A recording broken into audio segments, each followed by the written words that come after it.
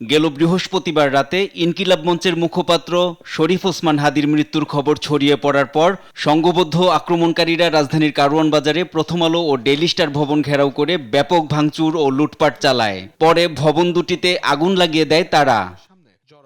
এ ঘটনায় সোমবার সকালে ডিএমপি মিডিয়া সেন্টারে সংবাদ সম্মেলনে কথা বলেন অতিরিক্ত police commissioner SN Mohammad Nazrul Islam. যারা সরাসরি এটার সাথে জড়িত এ সময় তিনি জানান, ঢাকাসহ দেশের বিভিন্ন স্থানে অভিযান চালিয়ে এ ঘটনায় এখন পর্যন্ত 17 জনকে গ্রেপ্তার করেছে আইনশৃঙ্খলা রক্ষাকারী বাহিনী। এখন পর্যন্ত থানা পুলিশ কর্তৃক 13 জন এবং সিটিটিসি কর্তৃক 3 জন, ডিবি কর্তৃক 1 জন, মোট 17 জনকে গ্রেফতার করতে আমরা সক্ষম হয়েছি।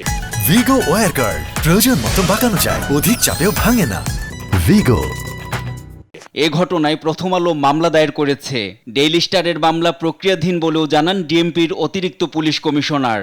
আমরা প্রয়োজন মনে করছি যতটুকু আমাদের অবস্থা ছিল সেটা অ্যাকশন, যেটা সর্বোচ্চ অ্যাকশন, যেটা গুলি করা পর্যন্ত যেতে পারতাম আমরা, কিন্তু আমরা ওইটা অ্যাভয়েড করার চেষ্টা করছি। কারণ যে পরিমাণ ওখানে জনবল ছিল, পাবলিক ছিল 4-5 হাজারের মতো, এখানে আমার 50 জন 100 জন ফোর্স নিয়ে অ্যাকশনে গেলে আমার পুলিশের এবং পাবলিকের বোথ সাইডে ক্যাজুয়ালিটি হওয়ার সম্ভাবনা ছিল।